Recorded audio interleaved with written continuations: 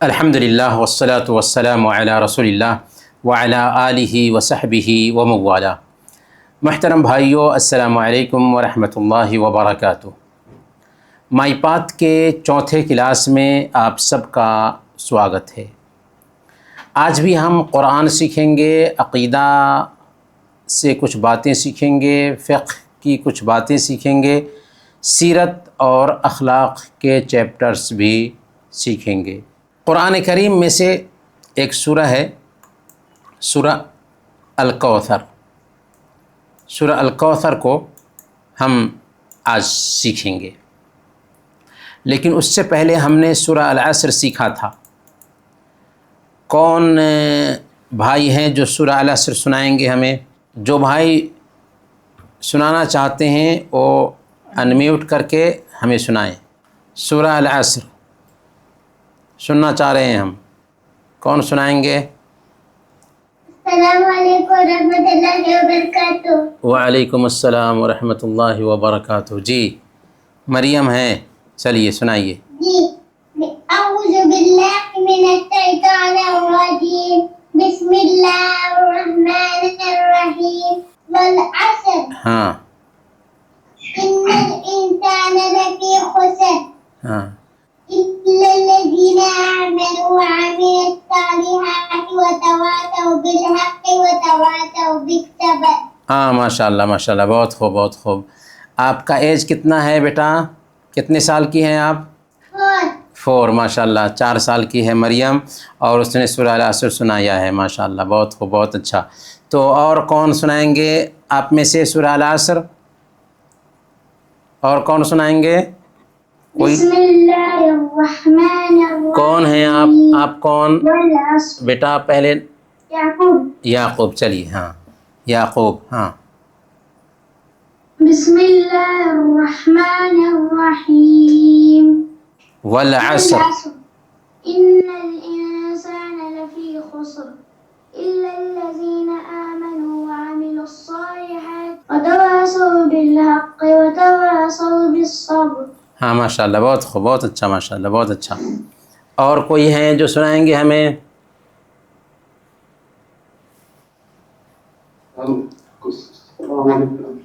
وعلیکم السلام ورحمۃ اللہ وبرکاتہ۔ جی ابراہیم بھائی ہیں؟ ہاں سنائیے۔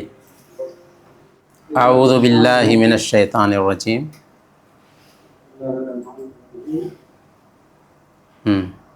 والعصر والعصر إن الإنسان لفي خسر إلا الذين آمنوا وعملوا الصالحات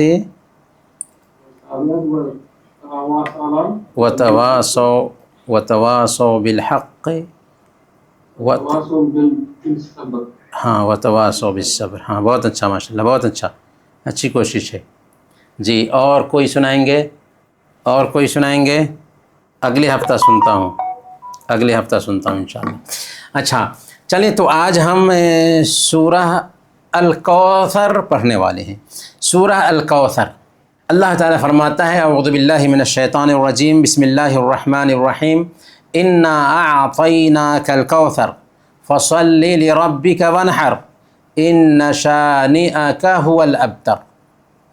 انا اعطیناک الکوثر فصل لربک وانحر ان شانئک هو الابتر۔ یقیناً ہم نے آپ کو حوض کوثر پردان کیا ہے۔ فصل لربک وانحر، اس لیے اپنے رب کے لیے نماز پڑھیے اور اپنے رب کے لیے قربانی کیجیے۔ ان شانئک هو الابتر، یقیناً آپ کا دشمن ہی جرکٹا ہے، بے نام و نشان ہے۔ یہ سورہ الکوثر کہلاتی ہے کیونکہ اس میں الکوثر کا ذکر کیا گیا ہے۔ الکوثر کیا ہے؟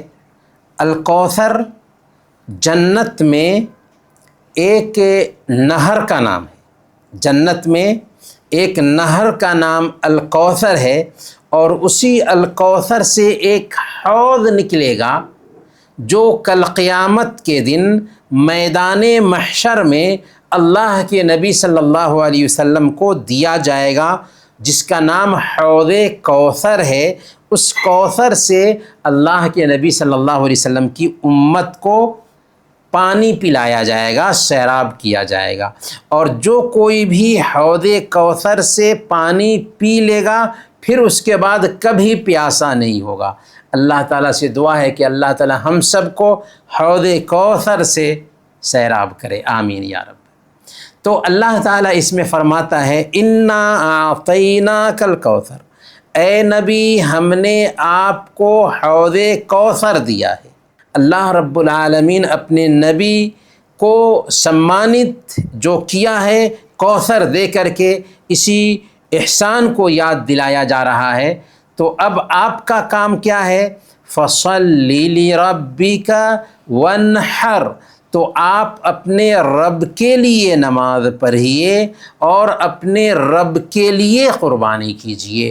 نماز کس کے لیے ہوگی؟ صرف اللہ کے لیے ہوگی۔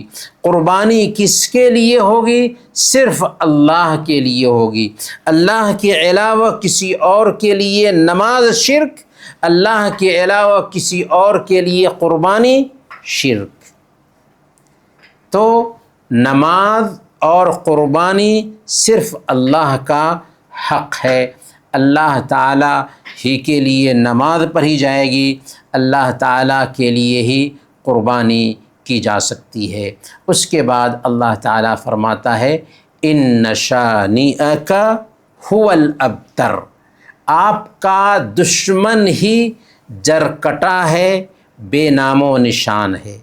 اس میں دراصل اللہ کے نبی صلی اللہ علیہ وسلم کو تسلی دی جا رہی ہے کہ آپ مکہ کی دھرتی پر لوگوں کو ایک اللہ کی طرف بلا رہے ہیں، اور آپ کے دشمن جو آپ کے بارے میں کہتے ہیں کہ محمد کے پاس نرینہ اولاد نہیں ہے، بیٹے نہیں ہیں، بیٹیاں ہی ہیں، بیٹیوں سے تو اس کی نسل نہیں چلے گی، نرینہ اولاد ہوتی تو اس کا نام چلتا، اس کے مرنے کے بعد اس کا نام مٹ جائے گا، کوئی اس کو نہیں جانے گا۔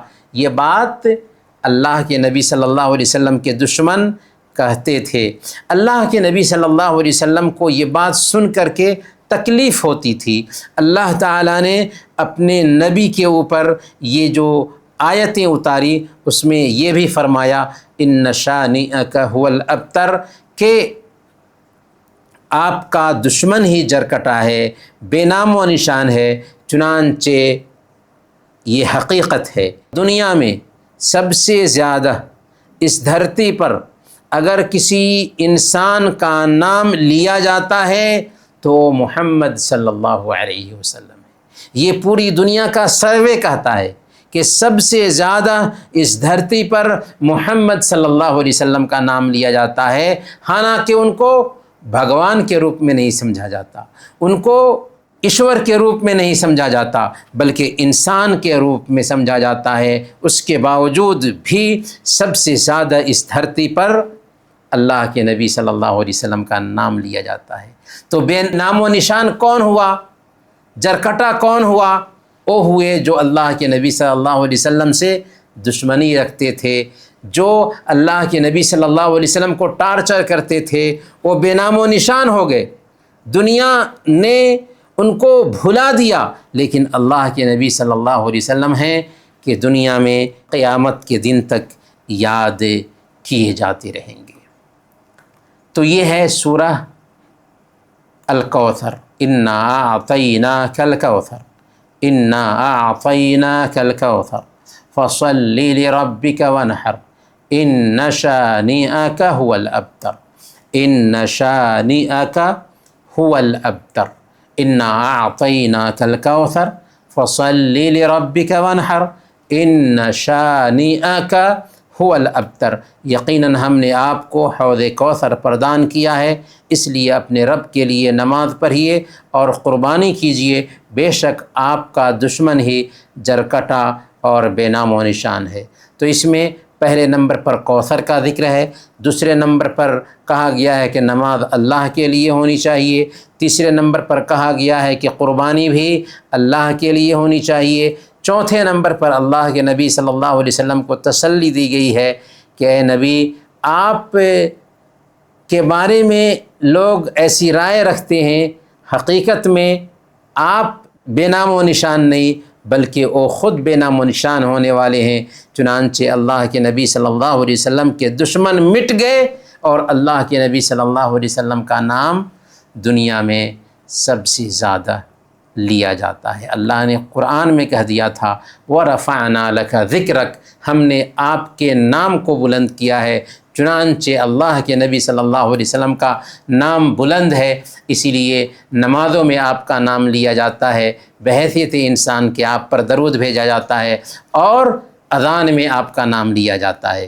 لیکن اس کے باوجود اللہ کے نبی صلی اللہ علیہ وسلم کی پوجا نہیں کی جا سکتی۔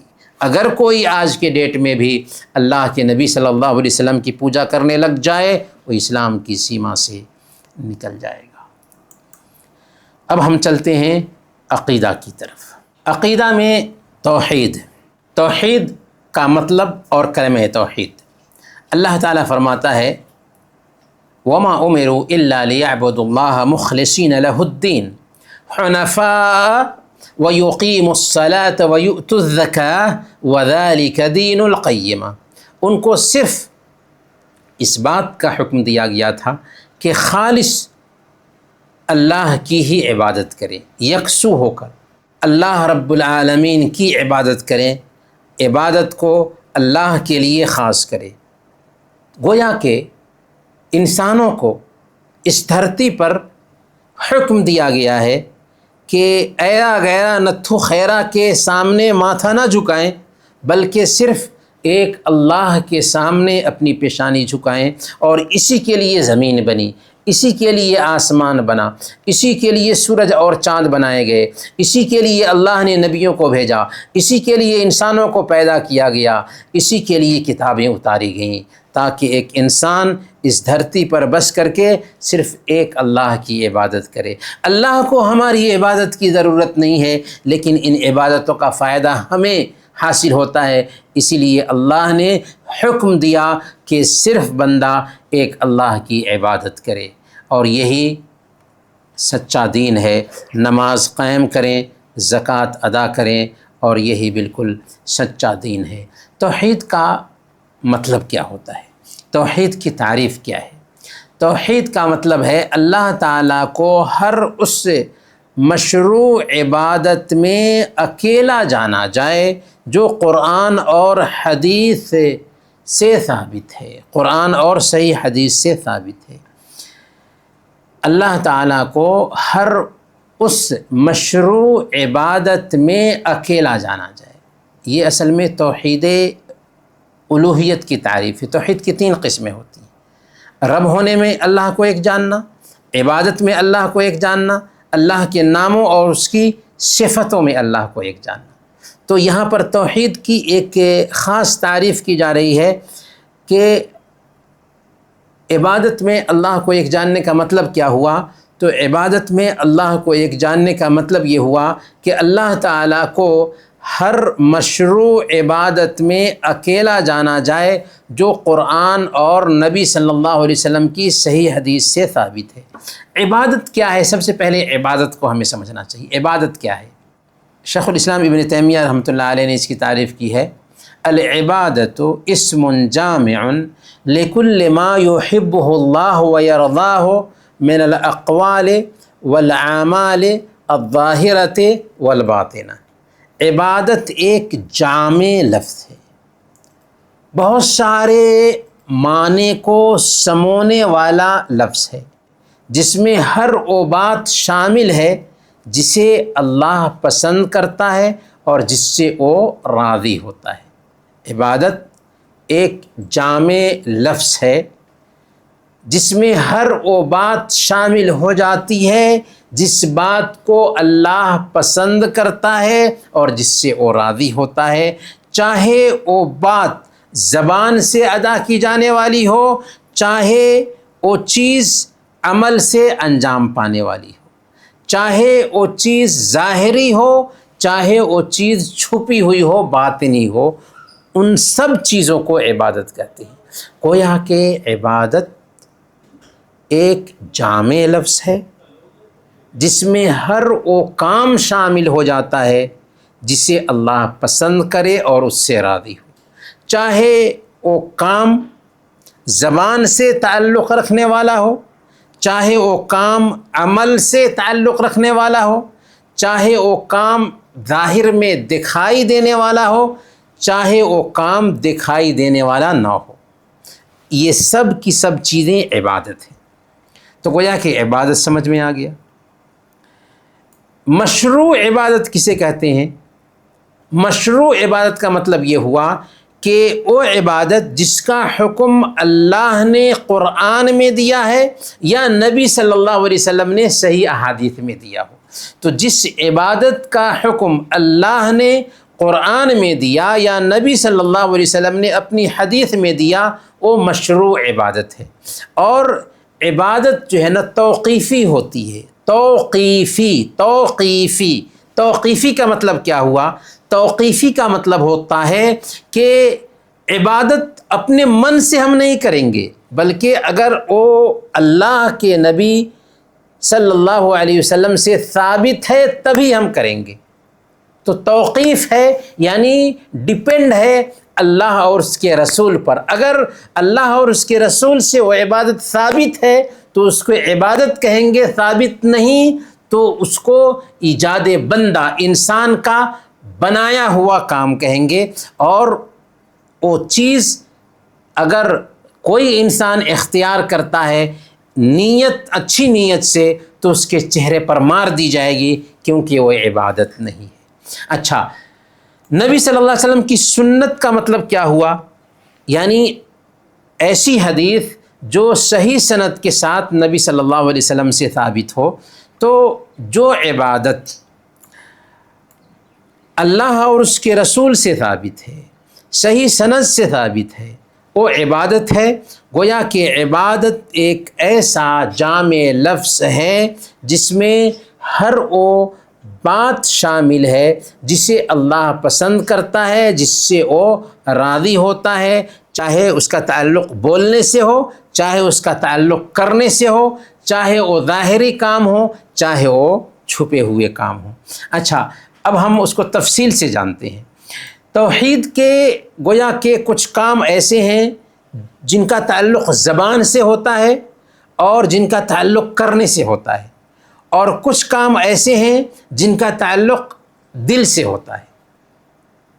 تو زبان سے ادا کیے جانے والے اعمال یا زبان سے ادا کی جانے والی عبادت یا عمل سے ادا کیے جانے والے اعمال کیا ہیں؟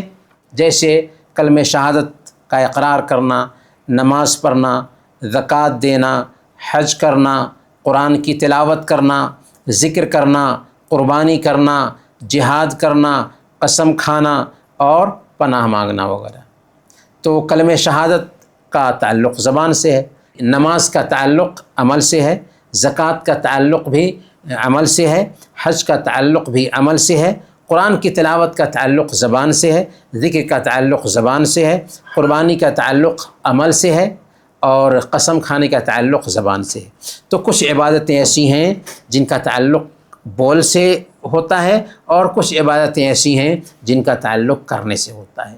گویا کہ عبادت کرنے سے بھی ہوتی ہے، عبادت بولنے سے بھی ہوتی ہے۔ اچھا، عبادت دل میں بھی ہوتی ہے، یہی سمجھنا ہے کہ ہم کرتے بھی نہیں، بولتے بھی نہیں، دل میں رکھتے ہیں، اس سے بھی عبادت بنتی ہے۔ جیسے ایمان کدھر ہوتا ہے؟ دل میں ہوتا ہے۔ نیت کدھر ہوتی ہے؟ دل میں ہوتی ہے۔ نیت کے الفاظ بولے نہیں جاتے۔ اگر نماز پڑھنے جا رہے ہیں تو نیت کے الفاظ بولیں گے؟ نہیں، نیت دل کے ارادہ کا نام ہے، تو نیت دل میں ہوتی ہے۔ اسی طریقے سے نظر ماننا بھی دل میں ہوتا ہے، اور اللہ کے لیے نظر مانا جا سکتا ہے، اللہ کے علاوہ کسی اور کے لیے منت ماننا جائز نہیں ہے۔ اسی طریقے سے توکل، بھروسہ کرنا، بھروسہ بھی دل میں ہوتا ہے، اللہ پر ہم بھروسہ کرتے ہیں، بھروسہ صرف اللہ پر ہونا چاہیے۔ خوف، ڈر، کس کا ہونا چاہیے؟ اللہ کا ڈر ہونا چاہیے. اسی طریقے سے امید، اللہ سے امید ہونی چاہیے. اسی طریقے سے محبت، اللہ کی محبت دل میں ہوتی ہے. نفرت، تو نفرت بھی دل میں ہوتی ہے. نفرت دشمنوں سے، اللہ کے دشمنوں سے نفرت ہونی چاہیے.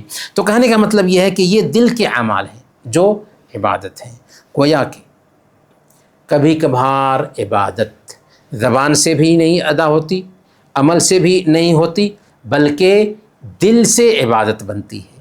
جیسے ایک آدمی کسی درگاہ سے گزر رہا تھا اور اس کے دل میں آیا کہ اگر میں اس پہ پیسے نہ ڈالوں تو کچھ ہو نہ جائے، تو اس نے عبادت کیا نہیں کیا؟ عبادت کیا. اور عبادت کیا تو گویا کہ شرکیہ عبادت کی، کیونکہ دل میں اس کے یہ بات آئی کہ اگر میں نے یہاں پہ کچھ پیسے نہیں ڈالا، اگر بابا کے پاس جا کر کے پرساد نہیں چڑھایا یا کسی مندر میں پرساد نہیں چڑھایا تو کچھ ہو جائے گا. تو یہ سوچ دراصل اس کو شرک میں ڈال دیتا ہے، اگرچہ وہ کچھ بولا نہیں، اگرچہ وہ کچھ کیا نہیں. تو اس سے پتہ یہ چلا کہ عبادت کی 3 شکلیں بنیادی طور پر ہوتی ہیں. کچھ چیزیں ہوتی ہیں جس کو بول کر کے ہم انجام دیتے ہیں، کچھ چیزیں ہوتی ہیں جنہیں ہم کر کے انجام دیتے ہیں، اور کچھ چیزیں ہوتی ہیں جنہیں دل میں ہم رکھتے ہیں تو وہ عبادت بن جاتی ہیں. اور عبادت کے یہ سارے کام کس کے لیے ہونے چاہیے؟ صرف ایک اللہ کے لیے ہونے چاہیے. کلمہ توحید لا الہ الا اللہ ہے، جس کا معنی کیا ہوتا ہے؟ اللہ کے علاوہ اور کوئی سچا معبود نہیں. لا الہ نہیں ہے کوئی سچا معبود الا اللہ، سوائے اللہ کے. تو گویا کہ پہلے ہم سارے معبودوں کا انکار کرتے ہیں، پھر ہم ایک اللہ کی عبادت کا اقرار کرتے ہیں. تو لا الہ الا اللہ میں پہلے انکار ہے کس چیز کا؟ شرک کا اور کفر کا.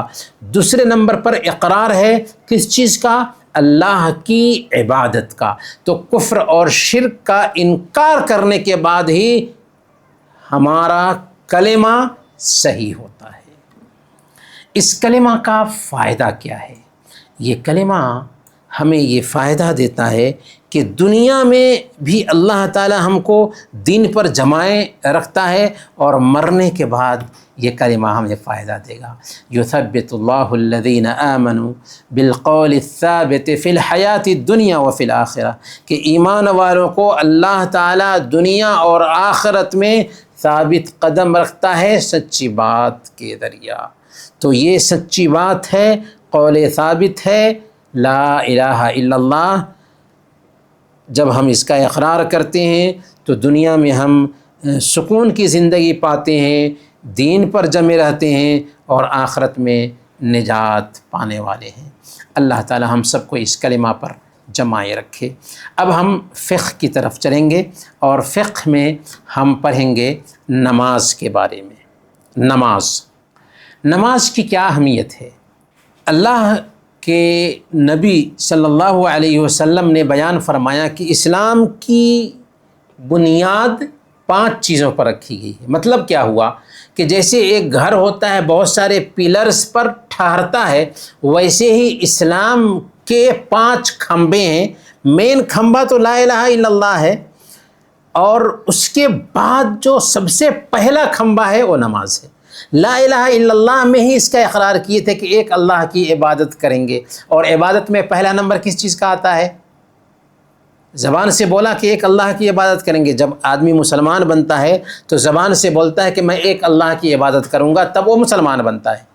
تو زبان سے جو بولا تھا کہ کروں گا، اور عبادت میں پہلا نمبر، پہلا درجہ نماز کا آیا، اگر وہ عبادت نہیں کرتا ہے تو لا الہ الا اللہ میں جھوٹا ہو گیا. تو اس سے پتہ یہ چلا کہ جب تک جان میں جان ہے، لا الہ الا اللہ کے اقرار کرنے کے فوراً بعد نماز واجب ہو جاتی ہے، اور کسی بھی حالت میں یہ معاف نہیں ہوتی. کسی بھی حالت میں معاف نہیں، سوائے ان بہنوں کے جو عذر کی حالت میں ہوں، بس اسی حالت میں نماز معاف ہے، ورنہ مردوں سے کسی بھی حالت میں معاف نہیں نماز. بیمار ہیں تو کھڑے ہو کر نماز نہیں پڑھ سکتے بیٹھ کر پڑھیں گے، بیٹھ کر نہیں پڑھ سکتے لیٹ کر پڑھیں گے، لیٹ کر نہیں پڑھ سکتے بالکل سو کر کے پڑھیں گے، اشارے سے پڑھنا ہے، لیکن نماز کسی بھی حالت میں معاف نہیں، جب تک جان میں جان ہے نماز معاف نہیں۔ نماز کا فائدہ یہ بھی ہے کہ نماز جو ہے نا اللہ اور بندے کے بیچ تعلق ہے، کنٹیکٹ ہے، رابطہ ہے۔ اگر کوئی بادشاہ ہم کو دعوت دے اور ہم سے بات کرنے کے لیے ہم کو بلائے تو ہم اپنی قسمت پر فخر کریں گے کہ ہمیں بادشاہ نے بلایا ہے۔ بادشاہوں کا بادشاہ اگر ہم کو دعوت دے کر کے ہم سے بات کرے تو کتنے بڑے سمان کی بات ہوگی، رسپیکٹ کی بات ہوگی۔ تو نماز میں ہم اللہ سے بات کریں گے، نماز میں ہم اللہ سے بات کرتے ہیں۔ اللہ کے نبی صلی اللہ علیہ وسلم نے بیان فرمایا ان احدکم اذا قام فی صلاتہ فانہ یناجی ربہ، تم میں سے ایک آدمی جب نماز میں جاتا ہے تو اپنے رب سے سرگوشی کر رہا ہوتا ہے، اللہ تعالیٰ کانوں کان اس سے بات کرتا ہے۔ جو نماز نہیں پڑھتا یہ تعلق اللہ سے کٹ جاتا ہے، اللہ سے کٹ جاتا ہے۔ اگر ہم کو اللہ اپنے سے کاٹ دے تو ہم کہاں کے رہیں گے؟ تو اسی لیے نماز پڑھنی چاہیے۔ نماز سے اللہ تعالیٰ کے ہم نزدیک ہوتے ہیں، قریب ہوتے ہیں۔ اللہ فرماتے ہیں کل لا توتے ہو وسجد وقت، سجدہ کرو اللہ سے قریب ہو جاؤ۔ اللہ کے نبی صلی اللہ علیہ وسلم فرماتے ہیں اقرب ما یکون العبد من ربی وهو ساجد، ایک بندہ سجدے کی حالت میں اللہ سے سب سے زیادہ قریب ہوتا ہے۔ تو اللہ سے قریب ہونا چاہتے ہیں نا، اس کا حکم ہے نماز پڑھیں، نماز پڑھیں گے اللہ کے قریب ہو جائیں گے۔ دیکھیں نماز کی کتنی اہمیت ہے کہ اللہ کے نبی صلی اللہ علیہ وسلم اپنی زندگی کے آخری مرحلے میں ہیں، موت سے پہلے سب سے اخیر میں جس چیز کی تاکید کرتے ہیں وہ کیا ہے؟ الصلاۃ۔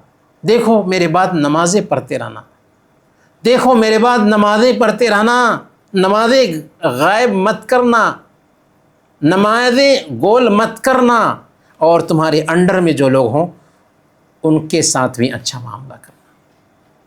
نماز ایسی عبادت ہے کہ جب ہم اللہ کے پاس جائیں گے نا تو سب سے پہلے اللہ تعالیٰ اسی کے بارے میں پوچھے گا۔ نماز پڑھتے تھے، اول ما یحاسب بہ العبد یوم القیامت الصلاۃ، سب سے پہلے بندے سے نماز کے بارے میں پوچھا جائے گا۔ اگر نماز ٹھیک نکلی تو سارے عمل ٹھیک ہوں گے، نماز خراب تو سارے عمل خراب قرار پائیں گے۔ یہ ہے نماز۔ نماز کے ثواب کو بھی تو غور کیجئے، کتنا ثواب اللہ نے رکھا ہے۔ فجر کی نماز جب ہم پڑھنے جاتے ہیں نا تو اس میں 2 رکعت سنت پڑھتے ہیں، پھر 2 رکعت فرض پڑھتے ہیں۔ اس 2 رکعت سنت کی کیا اہمیت ہے؟ اللہ کے نبی صلی اللہ علیہ وسلم بیان فرماتے ہیں، صحیح مسلم کی روایت ہے، رکعتا الفجر خیر من الدنیا وما فیہا، فجر کی یہ 2 رکعتیں دنیا اور اس کے اندر جتنی بھی نعمتیں سب سے بہتر ہیں۔ دنیا پوری کی پوری دنیا کسی کو حاصل ہوتی ہے، لیکن اگر آپ صرف فجر کی 2 رکعت پڑھ لیتے ہیں پوری دنیا گویا کہ آپ کو مل گئی۔ اور اللہ کے نبی صلی اللہ علیہ وسلم فرماتے ہیں من مشى الى صلاة الجماعة فهي كحجة، جو آدمی چل کر کے پیدل چل کر کے مسجد میں جماعت سے نماز پڑھتا ہے اس کو ایک حج کا ثواب ملتا ہے۔ پیدل چل کر کے نماز کے لیے گئے، ایک حج کا ثواب مل گیا۔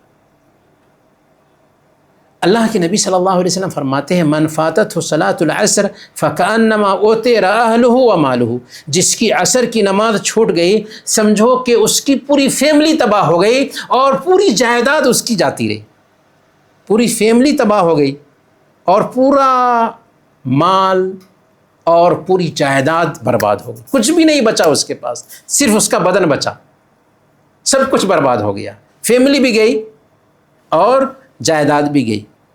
ایکسیڈنٹ میں اگر کسی کی فیملی کے 2-4 آدمی مر جائیں تو کیا حال ہو جاتا ہے اس کا؟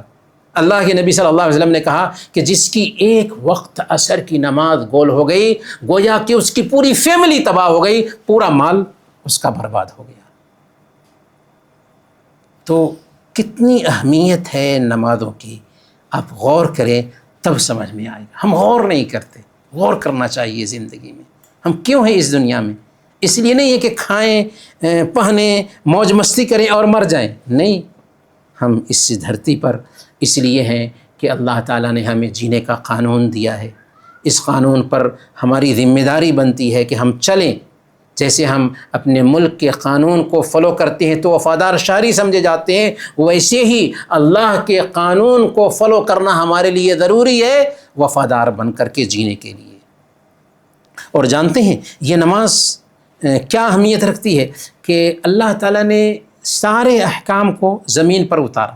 نبی صلی اللہ علیہ وسلم زمین پر تھے، سارے احکام کو اللہ تعالیٰ نے زمین پر اتارا ہے. لیکن نماز دینے کی باری آئی تو جبریل آ کر کے نبی صلی اللہ علیہ وسلم کو نماز کا حکم لا کر نہیں بتاتے ہیں، بلکہ اللہ تعالیٰ اپنے نبی کو اپنے پاس بلاتا ہے نماز کے رسپیکٹ کے لیے اپنے پاس بلاتا ہے اور 50 وقت کی نماز فرض کرتا ہے. لیکن موسیٰ علیہ السلام کے مشورے سے اس میں اللہ کے نبی صلی اللہ علیہ وسلم نے اللہ سے کمی کرایا، یہاں تک کہ یہ نماز 5 وقت کی رہ گئی.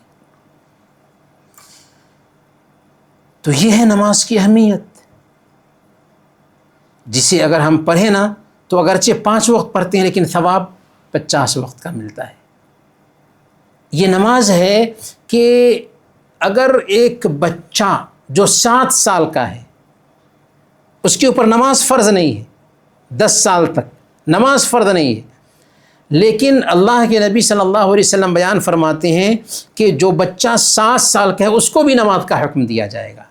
ماں باپ کو حکم ہے مروا اولادکم بالصلاۃ وہم ابناء 7 سنین واضربوہم علیہا وہم ابناء 10 وفرقوا بینہم فی المضاجع.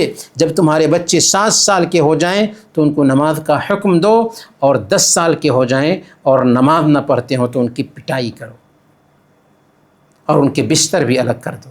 تو گویا کہ نماز ایک ایسی عبادت ہے کہ بچہ اگر 7 سال کا ہو جاتا ہے تو اس کو نماز کا حکم دیا جائے گا. 10 سال کا ہو جاتا ہے نماز نہیں پڑھتا ہے تو اس کی پٹائی کی جائے گی اور بچوں کے بستر الگ الگ کیے جائیں گے. نماز گناہوں سے پاک ہونے کا ایک ذریعہ بھی ہے. صحیح بخاری اور صحیح مسلم کی روایت ہے، اللہ کے نبی صلی اللہ علیہ وسلم نے ایک دن بیان فرمایا تھا کہ اگر تمہارے دروازے پر ایک نہر ہو جس میں تم 5 مرتبہ نہاتے ہو تو کیا تمہارے بدن پر میل کچیل باقی رہے گا؟ لوگوں نے کہا کہ نہیں یا رسول اللہ، بالکل میل کچیل باقی نہیں رہے گا. تو آپ نے فرمایا کہ یہی 5 وقت کی نمازوں کی مثالیں ہیں. 5 وقت کی نمازوں کی مثال ہے کہ اس کے ذریعہ اللہ تعالی گناہوں کو مٹا دیتا ہے. دنیا میں کوئی بھی ایسا نبی نہیں آیا جس نے اپنی امت کو نماز کا حکم نہ دیا. سارے نبیوں نے اپنی اپنی امت کو نماز قائم کرنے کا حکم دیا. کیوں؟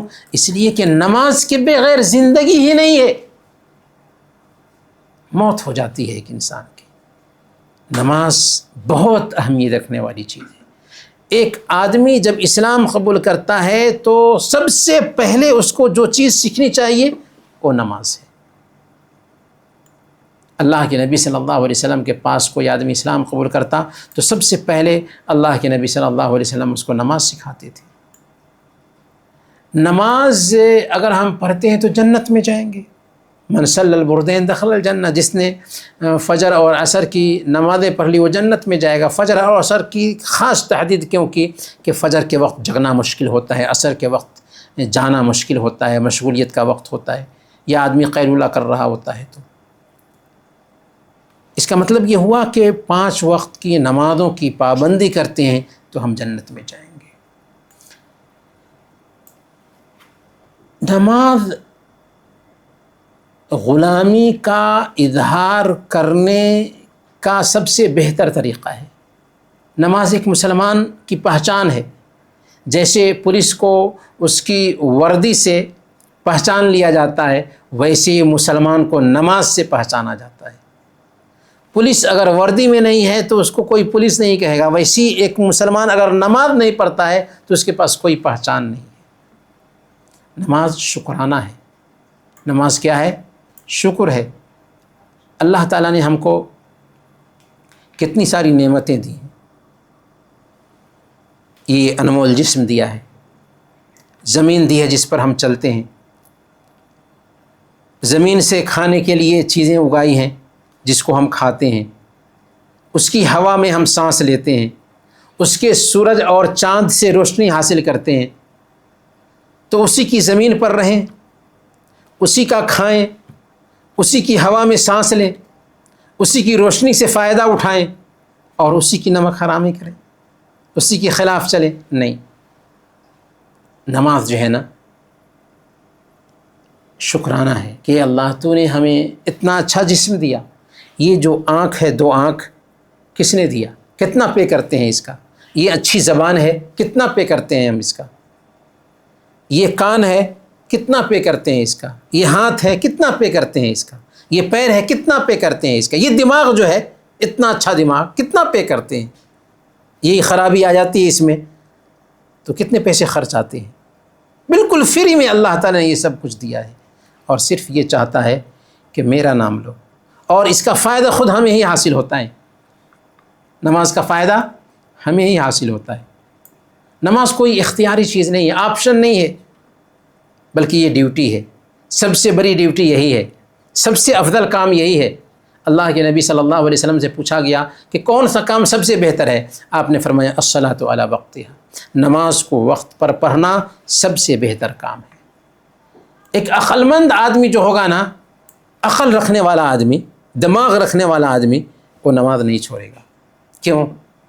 اس لیے کہ جب ہم یہ جانتے ہیں کہ ہم مرنے والے ہیں، اپنے رب کے پاس پہنچنے والے ہیں، ہماری اولاد بھی ہمارا ساتھ چھوڑ دے گی، ہمارے رشتہ دار بھی ہمارا ساتھ چھوڑ دیں گے، ہم اپنی قبر میں ہوں گے، اور ہم جان لیں کہ ہمارے باپ دادا، ہمارے رشتہ دار مر گئے، ہم بھی مرنے والے ہیں، اور قبر میں جن کے لیے ہم تھکے تھے وہ بھی ساتھ نہیں دینے والے.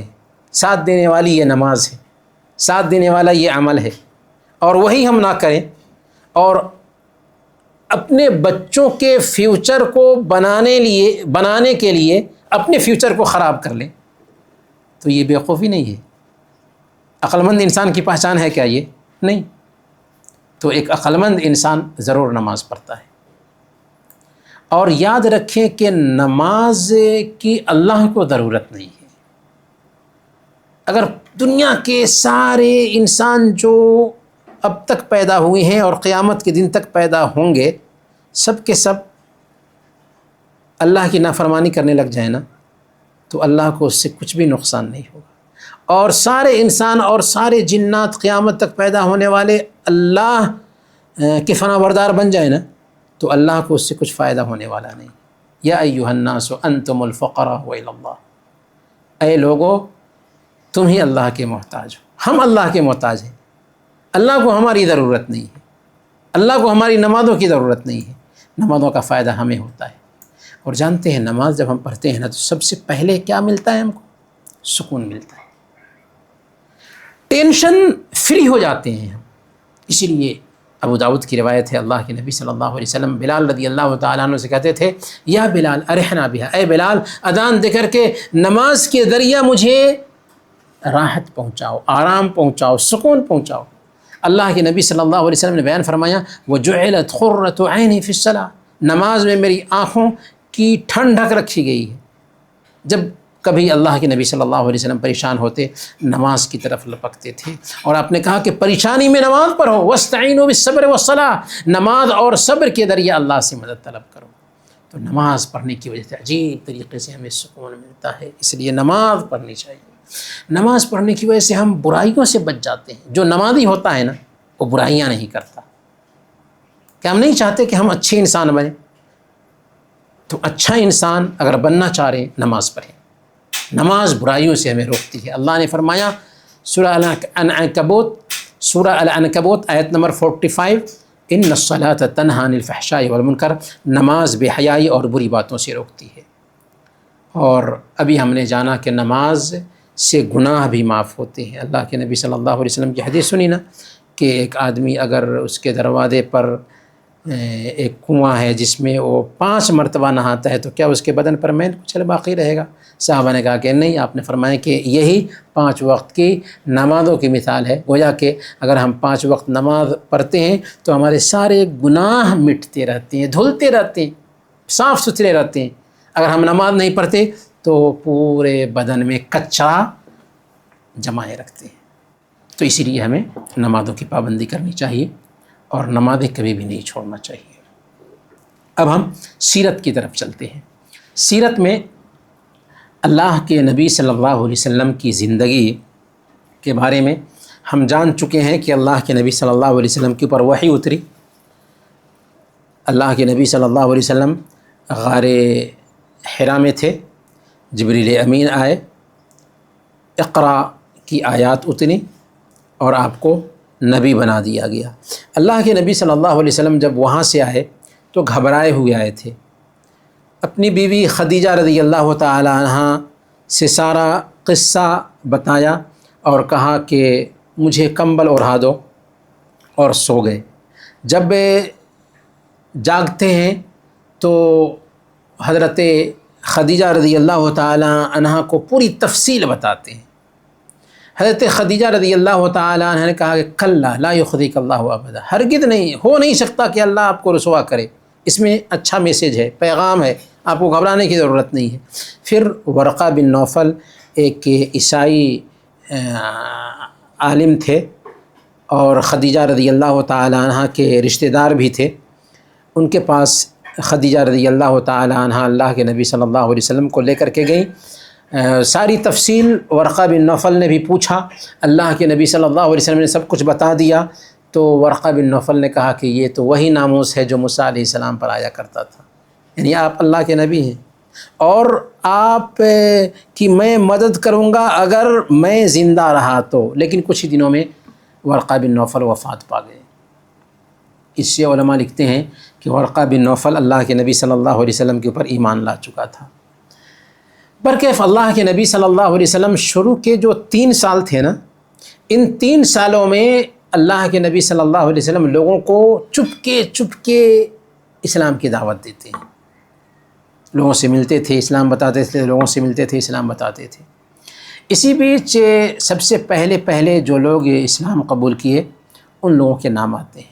مردوں میں سب سے پہلے اسلام قبول کرنے والے حضرت ابو بکر رضی اللہ تعالی عنہ ہیں۔ عورتوں میں سب سے پہلے اسلام قبول کرنے والی حضرت خدیجہ رضی اللہ تعالی عنہ ہیں۔ بچوں میں سب سے پہلے اسلام قبول کرنے والے حضرت علی رضی اللہ تعالی عنہ ہیں۔ اور آزاد کیے ہوئے غلاموں میں سب سے پہلے اسلام قبول کرنے والے حضرت زید بن حارثہ رضی اللہ عنہ ہیں۔ اب آخری جو پوائنٹ ہوگا صبر کا ہوگا، اخلاق کا ہوگا، اور اخلاق میں آج ہم صبر کے بارے میں جانیں گے۔ صبر کیا ہے؟ صبر یہ ہے کہ پریشانی میں ہمت رکھیں، شکایت نہ کریں اور اللہ سے اچھائی کی امید رکھیں۔ صبر کیا ہے؟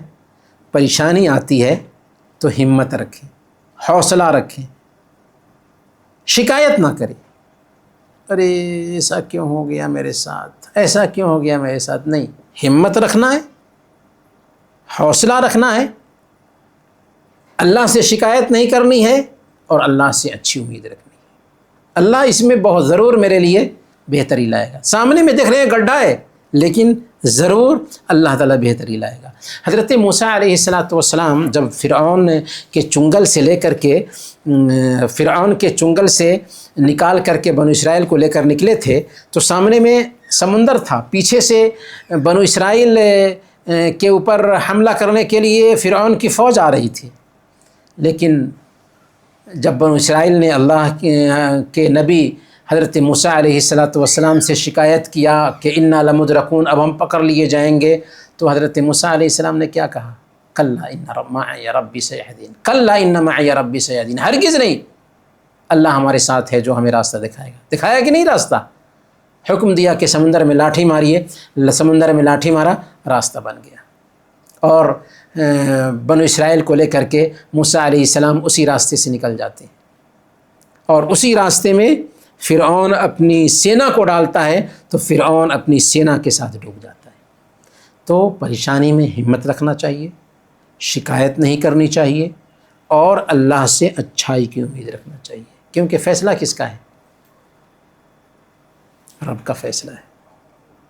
اللہ فرماتا ہے سورہ البقرہ آیت نمبر 155 سے 56 تک پڑھیے، وَلَنَبْلُوَنَّكُمْ بِشَيْءٍ مِّنَ الْخَوْفِ وَالْجُوعِ وَنَقْصٍ مِّنَ الْأَمْوَالِ وَالْأَنفُسِ وَالثَّمَرَاتِ، اور ہم کسی نہ کسی طریقے سے تمہاری آزمائش کریں گے، ضرور تمہیں آزمائیں گے، دشمن کے ڈر سے آزمائیں گے، بھوک سے آزمائیں گے، پیاس سے آزمائیں گے، مال اور جان اور پھلوں کی کمی کے ذریعے آزمائیں گے ضرور۔ وَبَشِّرِ الصَّابِرِينَ، لیکن آزمائش میں جو لوگ صبر کریں نا، ان کو خوشخبری دے دیجئے، الذین اذا اصابتهم مصیبۃ قالوا انا للہ وانا الیہ راجعون، کہ جب ان کو مصیبت آتی ہے تو کہتے ہیں کہ ہم اللہ کے لیے ہیں اور اللہ کی طرف ہی لوٹنے والے ہیں۔ تو صبر کے اندر ایک بندے کو ہمت رکھنا چاہیے، اور اللہ رب العالمین کی ذات سے اچھی امید رکھنی چاہیے۔ صبر کے بہت سارے میدان ہیں، بہت ساری جگہیں ہیں جہاں پر ہم کو صبر کرنے کی ضرورت ہوتی ہے۔ سب سے پہلے نمبر پر اگر کوئی بیماری آ جاتی ہے نا جس میں، تو اس وقت ہمیں صبر کی ضرورت ہوتی ہے، اور اسلام ہمیں حکم دیتا ہے کہ ایسا نہیں کہ بیماری آ گئی ہے تو اللہ پر بھروسہ کر کے ہاتھ پیر باندھ کر بیٹھ جانا ہے، نہیں۔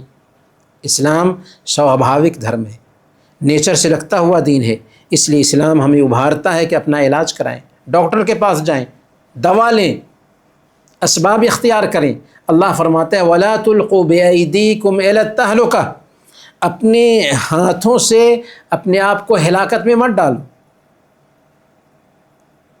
تو علاج کرانا ہے، لیکن جو بیماری آئی ہے اس پر صبر کرنا ہے، اور یہ سوچنا ہے کہ اللہ نے یہ مقدر کیا ہے تو اس میں بہتری ہوگی۔ دوسرے نمبر پر ایک مسلمان کبھی کبھار مالی پریشانی سے دوچار ہو جاتا ہے، مالی حالت اس کی خراب ہو جاتی ہے، فقر و فاقہ کی نوبت آ جاتی ہے، کھانے کی دقت ہو جاتی ہے۔ تو ایسی حالت میں بھی اللہ کے اس فیصلے سے خود کو راضی رکھے اور صبر کرے، لیکن محنت کرے۔ اللہ تعالیٰ نے اس دنیا کو کمانے کے لیے بنایا ہے، ایسا نہیں کہ ہم اللہ پر بھروسہ کر رہے ہیں تو اللہ ہم کو کھلائے گا، نہیں۔ انبیاء نے بھی کام کیا ہے، اللہ کے نبی صلی اللہ علیہ وسلم نے بکریاں چرائی ہیں، کاروبار کیا ہے، کوئی بھی کام عیب کی بات نہیں ہے۔ اس لیے ایک آدمی کو چاہیے کہ محنت کرے، کوشش کرے، وقت لگائے، اور جو پریشانی ہے اس پر صبر کرے۔ اللہ فرماتا ہے هو الذی جعل لکم الارض ذلولا فامشوا فی مناکبها وکلوا من رزقہ، وہ اللہ ہے جس نے تمہارے لیے زمین کو ہموار کر دیا، تم اس کے راستوں میں چلتے پھرتے رہو اور اللہ کی روزیاں کھاؤ، یعنی زمین پر چلو پھرو، کام ڈھونڈو، محنت کرو، کام تلاش کرو، اور اللہ تعالیٰ تم کو روزی دے گا۔ تیسرے نمبر پر اللہ تعالیٰ نے ہمارے اوپر جو فرائض عائد کیا ہے نا، نماز کی شکل میں، روزے کی شکل میں، زکوٰۃ کی شکل میں، حج کی شکل میں، جو بھی فرائض ہیں، ان فرائض کو جب ہم انجام دیتے ہیں تو اس وقت پریشانی ہوتی ہے، دل نہیں کرتا کرنے کا، پریشانی ہوتی ہے۔ یہاں پر بھی صبر کی ضرورت ہے۔ ہم صبر کریں گے تاکہ ہماری آخرت سنور جائے، قبر کی زندگی سنور جائے۔ تو ہمیں جنت جانا ہے تو صبر کرنا ہوگا۔ حفت الجنت بالمکارہ، طبیعت پر سخت گزرنے والے کاموں سے جنت کو ڈھانپ دیا گیا ہے۔ وہ حفت النار بالشہوات، من کی چاہت کے ذریعے جہنم کو ڈھانپ دیا گیا ہے۔ من جو کرتا ہے وہ کرتے رہیں، جہنم میں آسانی سے چلے جائیں گے، لیکن جنت میں جانا ہے تو طبیعت پر جو سخت گزرنے والے کام ہیں وہ کرنے ہی ہوں گے۔ لیکن جب ان کاموں کو اپنی عادت بنا لیتے ہیں نا، اور اس کو اپنی زندگی میں اتار لیتے ہیں تو عجیب طریقے سے ہمیں سکون ملتا ہے۔ نماز شروع میں پڑھنے میں دقت ہوگی، لیکن جب نماز کی عادت بن جائے گی نا تو اس کے بغیر آپ کو چین ہی نہیں ملنے والا ہے۔ ویسی دوسری عبادتیں ہیں۔ تو شروع میں اللہ کے جو فرائض ہوتے ہیں اس پر عمل کرنے میں دقت ہوتی ہے، لیکن ہم برداشت کرتے ہیں کیونکہ اس میں دنیا کا فائدہ ہے، آخرت کا فائدہ ہے۔ اسی طریقے سے چوتھے نمبر پر صبر کرنے کی ضرورت ہے گناہوں پر۔ اکیلے میں ہوں، کوئی نہیں دیکھ رہا ہے، وہاں پر گناہ کرنے کا دل کرتا ہے، لیکن ہم کیا سوچیں گے کہ اللہ مجھے دیکھ رہا ہے، وہ ہمیں جان رہا ہے، اس کا کیمرہ ہمارے اوپر فٹ ہے، ایک حرکت کی نگرانی کر رہا ہے، اور اس کے فرشتے ہیں دونوں کندھے پر جو ہماری ایک حرکت کو نوٹ کر رہے ہیں، اور ہمارے انگ بھی ہیں، یہ زبان ہے، یہ آنکھ ہے، یہ ہاتھ ہے، یہ پیر ہے، یہ سب کل قیامت کے دن ہمارے خلاف بولیں گے اگر ہم نے ان کو اللہ کی نافرمانی میں استعمال کیا ہوگا تو۔ الیوم نختم علی افواہہم، آج ہم اس کی زبان پر مہر ڈال دیں گے، اور اس کے اعضاء و جوارح اور اس کے ہاتھ بات کریں گے۔ اسی طریقے سے یہ دھرتی بھی ہمارے خلاف گواہی دے گی۔ تو گناہوں پر صبر کرنا چاہیے۔ شیطان چاہتا ہے کہ ایک بندہ گناہ کرے، ہمیں یہ سوچنا ہے کہ جنت میں ہمیں جانا ہے تو گناہوں کو چھوڑنا ہے اور نیکیاں کرنی ہے۔ تو گناہوں کو کرنا آسان دکھتا ہے، لیکن جب ہم یہ سوچیں گے کہ اللہ نے اس سے منع کیا ہے، ہم اس کی دھرتی پر بس رہے ہیں، اس کی ہوا میں سانس لے رہے ہیں، اور اسی کے سامنے میں اس کی نافرمانی کریں، ایسا نہیں ہو۔ ایک آخری نقطہ صبر کے بارے میں، اسی پہ میں اپنی بات ختم کروں گا۔ صبر کا مطلب یہ نہیں ہوتا ہے کہ ایک انسان اپمان برداشت کرے، نہیں، صبر کا مطلب یہ نہیں ہے۔ ظلم کرنے والوں کے سامنے سرنڈر کر جانا یہ صبر کرنا نہیں ہے، بلکہ صبر کا اصل مفہوم یہ ہے کہ مصیبت اور پریشانی پر صبر کیا جائے، مسلمانوں سے ظلم اور اپمان کو دور کرنے کی کوشش کی جائے، کیونکہ مسلمان عزت والا ہوتا ہے۔ وَلِلَّهِ الْعِزَّةُ وَلِرَسُولِهِ وَلِلْمُؤْمِنِينَ، عزت اللہ کے لیے ہے، اس کے رسول کے لیے ہے، اور مومنوں کے لیے ہے۔ اللہ تعالیٰ نے گارنٹی لی ہے سورہ آل عمران آیت نمبر 139 میں، وَلَا تَهِنُوا وَلَا تَحْزَنُوا وَأَنْتُمُ الْأَعْلَوْنَ إِن كُنتُم مُؤْمِنِينَ، نہ سستی کرو نہ غمگین ہو، اگر تم ایمان والے رہے تو تم ہی غالب رہو گے۔ ضرورت ہے ایمان کی۔ ایمان جب آ جاتا ہے تو ہم خود کو ذلیل نہیں کرتے۔ صبر ذلت برداشت کرنے کا نام نہیں ہے، بلکہ صبر دراصل اللہ کے حکم کے سامنے سر ٹیک دینے کا نام ہے۔ تو انہی کچھ باتوں کے ساتھ آج کا یہ کلاس ہم ختم کرتے ہیں، اور اللہ تعالیٰ سے دعا کرتے ہیں کہ اللہ تعالیٰ ہم سب کو ان باتوں پر عمل کرنے کی توفیق عطا فرمائے۔ آمین۔ وصلی اللہ علی نبینا محمد وعلی آلہ وصحبہ اجمعین۔